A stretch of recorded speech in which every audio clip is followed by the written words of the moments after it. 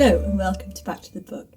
It's time to relax and enjoy some of the finest literature ever written in English. We're reading Pride and Prejudice by Jane Austen. And in our last episode we found that as Elizabeth's interest in Mr. Wickham increased, so Mr. Collins' interest in her increased also. If you're sitting comfortably, then I'll begin.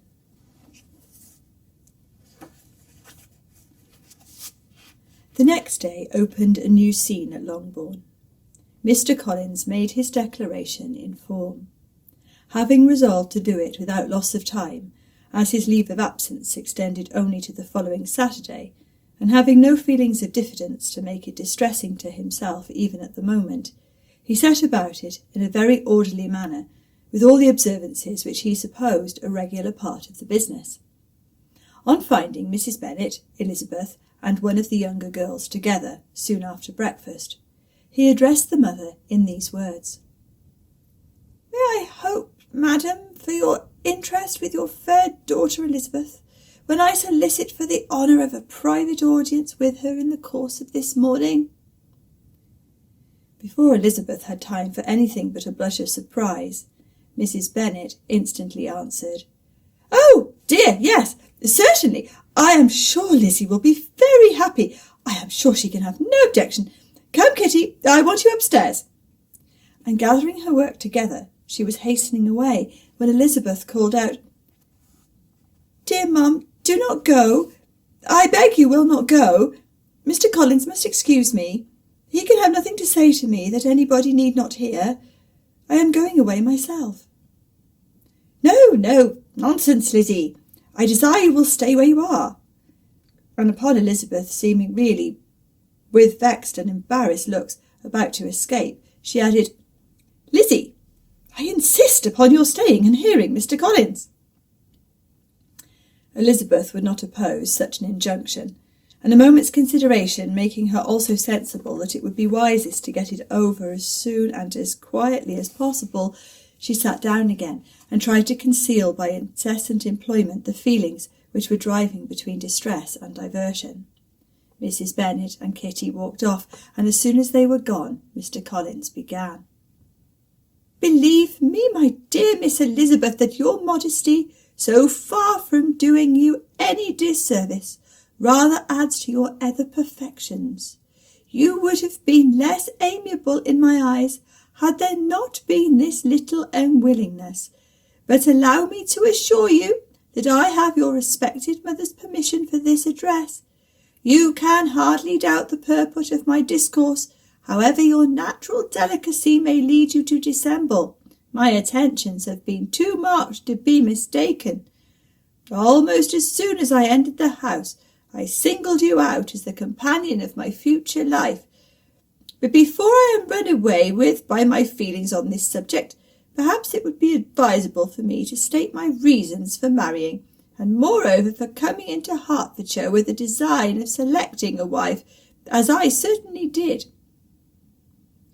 The idea of Mr. Collins, with all his solemn composure, being run away with his feelings, made Elizabeth so near laughing that she could not use the short pause he allowed in any attempt to stop him farther, and he continued, "My reasons for marrying are, first, that I think it is a right thing for every clergyman in easy circumstances, like myself, to set the example of matrimony in his parish.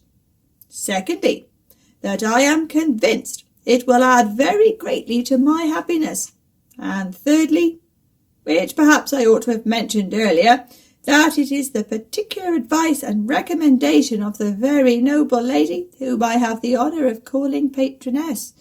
Twice has she condescended to give me her opinion, unasked too, on this subject, and it was but the very Saturday night before I left Hunsford, between our pools at quadrille, while Mrs. Jenkinson was arranging Mr. Burr's footstool, that she said, 'Mr. Collins, you must marry. A clergyman like you must marry. Choose properly. Choose a gentlewoman for my sake, and for your own, let her be an active, useful sort of person, not brought up high, but able to make a small income go a good way.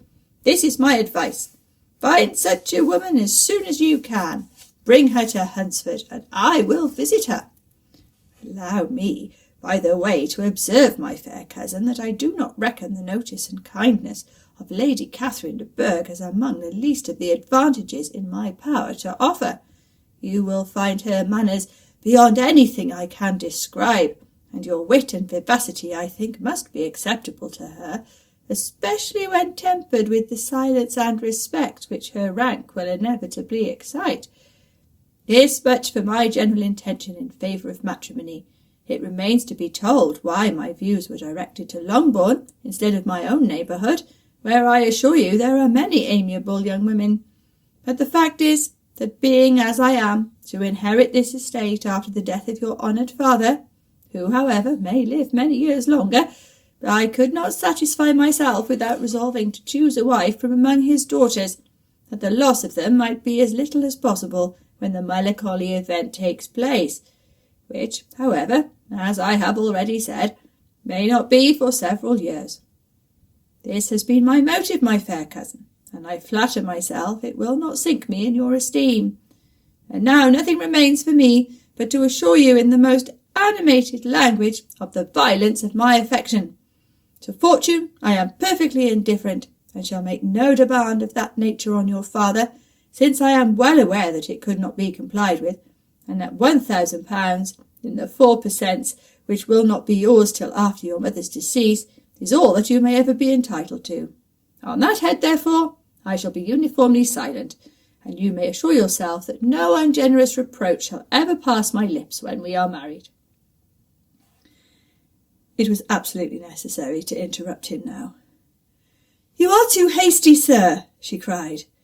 "You forget that I have made no answer. Let me do it without further loss of time. Accept my thanks for the compliment you are paying me.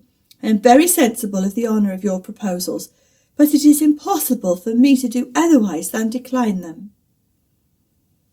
"I am not now to learn," replied Mr. Collins, with a formal wave of the hand, "that it is usual with young ladies to reject the addresses of the man whom they secretly mean to accept when he first applies for their favour, and that sometimes the refusal is repeated a second or even a third time. I am therefore by no means discouraged by what you have just said, and shall hope to lead you to the altar ere long." "Upon my word, sir," cried Elizabeth, "your hope is rather an extraordinary one after my declaration.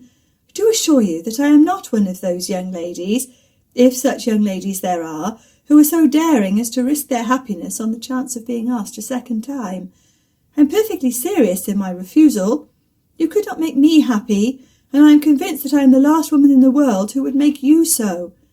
Nay, were your friend Lady Catherine to know me, I am persuaded she would find me in every respect ill qualified for the situation." "Were it certain that Lady Catherine would think so," said Mr. Collins very gravely, "but I cannot imagine that her ladyship would at all disapprove of you, and you may be certain that when I have the honour of seeing her again, I shall speak in the highest terms of your modesty, economy, and other amiable qualifications."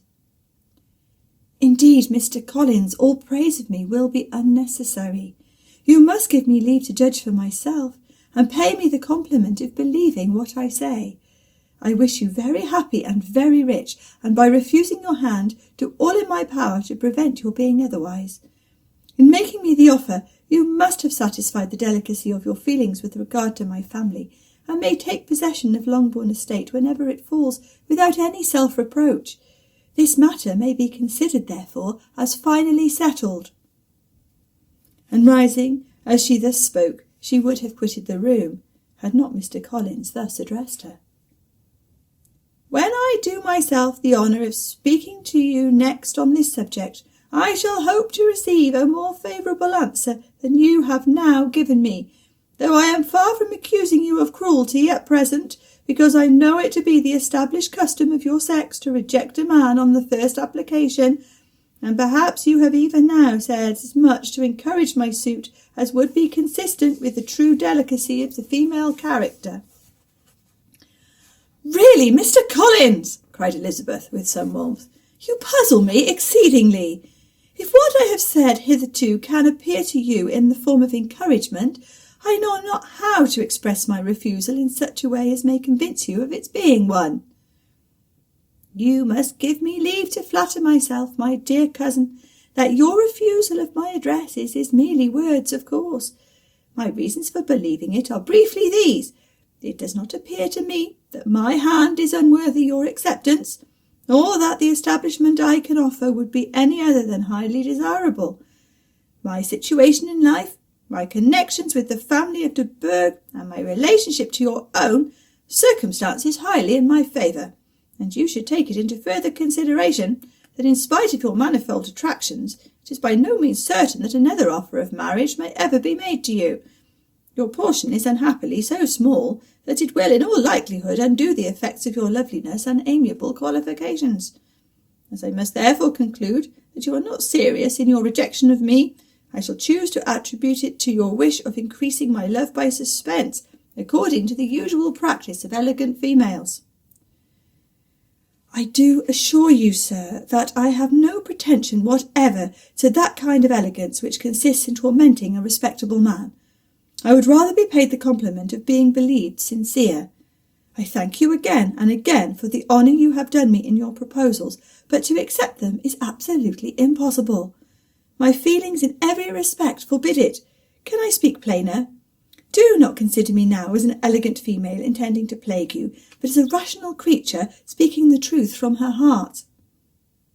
You are uniformly charming, cried he, with an air of awkward gallantry, and I am persuaded that when sanctioned by the express authority of both your excellent parents, my proposals will not fail of being acceptable.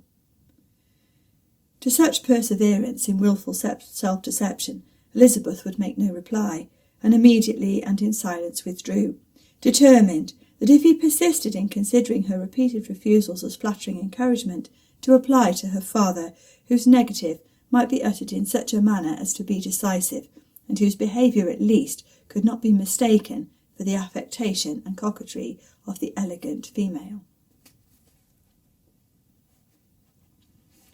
Mr. Collins was not left long to the silent contemplation of his successful love, for Mrs. Bennet, having dawdled about in the vestibule to watch for the end of the conference, no sooner saw Elizabeth open the door and with quick step pass her towards the staircase than she entered the breakfast-room and congratulated both him and herself in warm terms on the happy prospect of their nearer connection.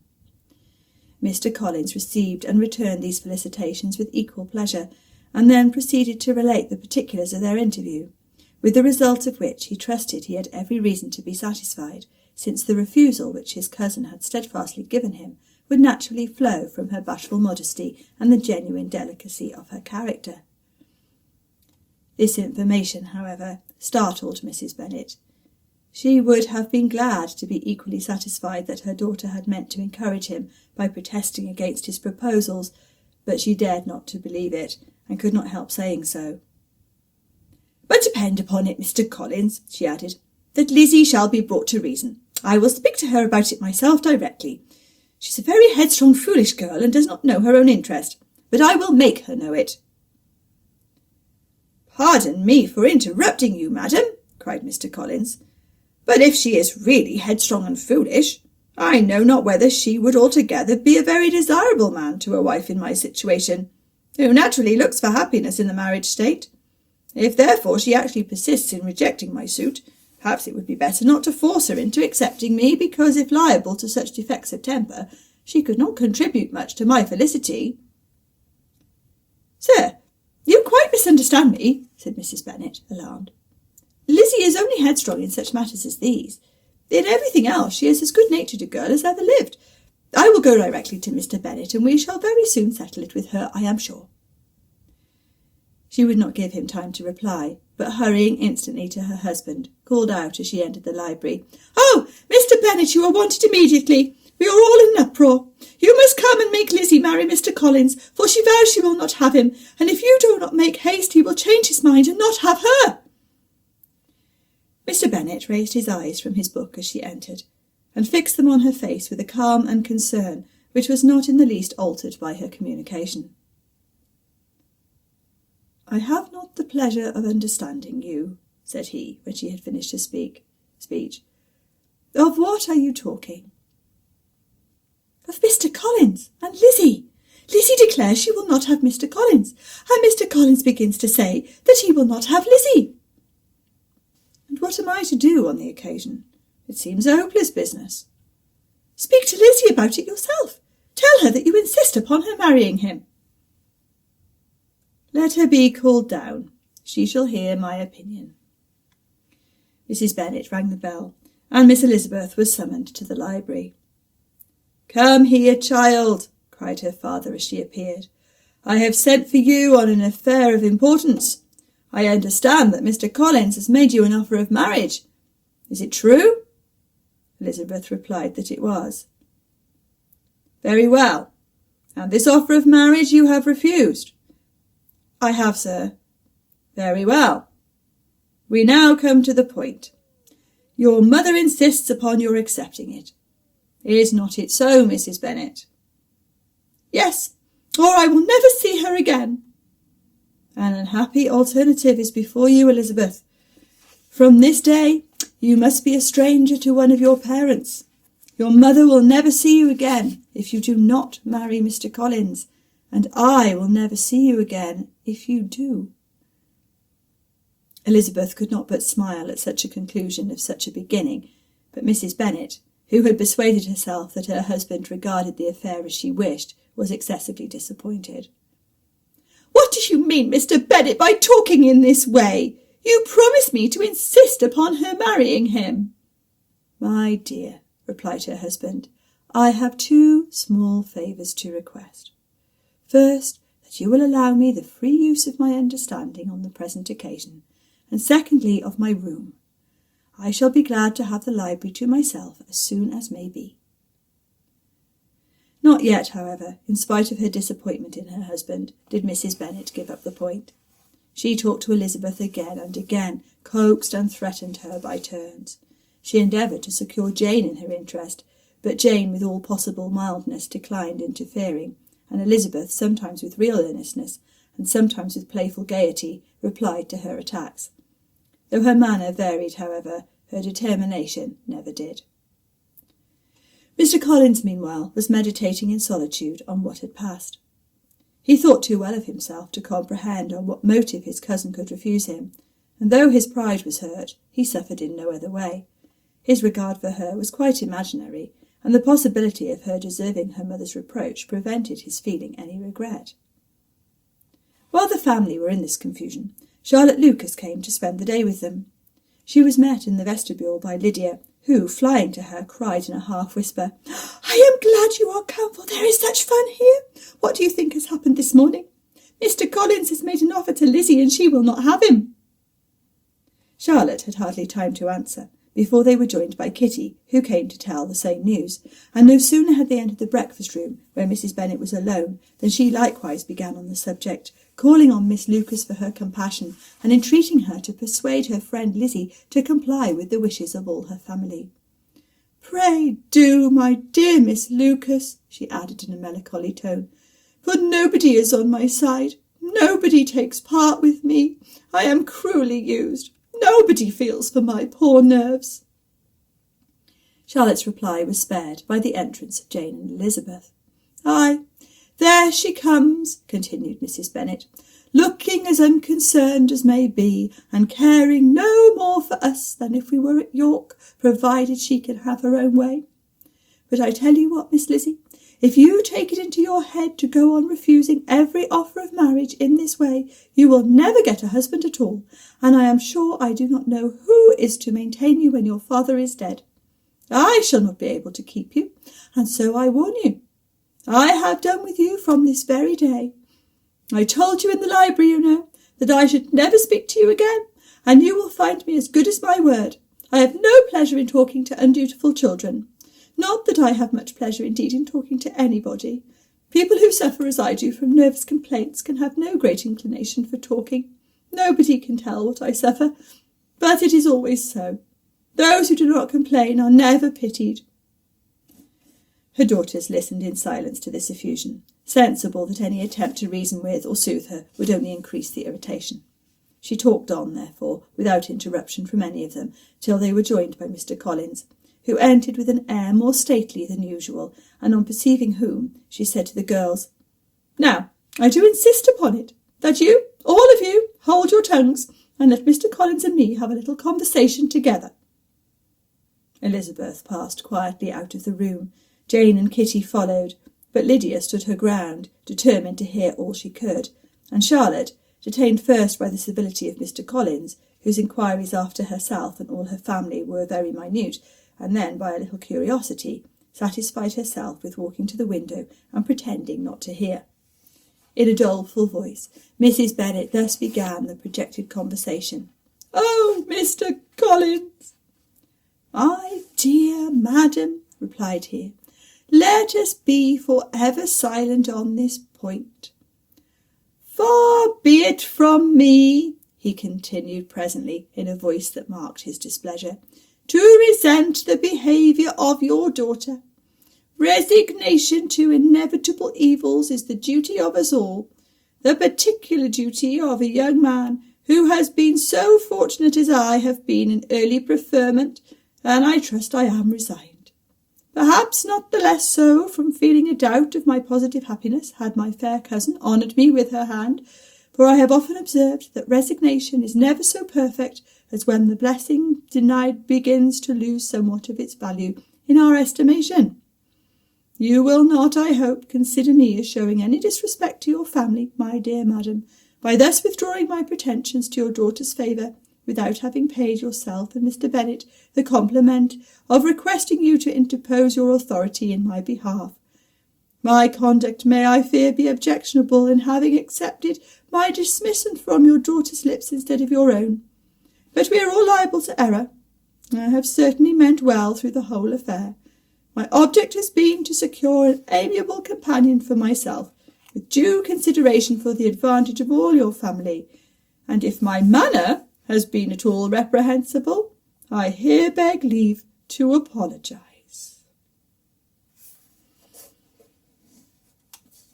Thank you for listening. If you'd like to join me for the next part of the story, don't forget to like and subscribe, and I'll see you next time. Goodbye.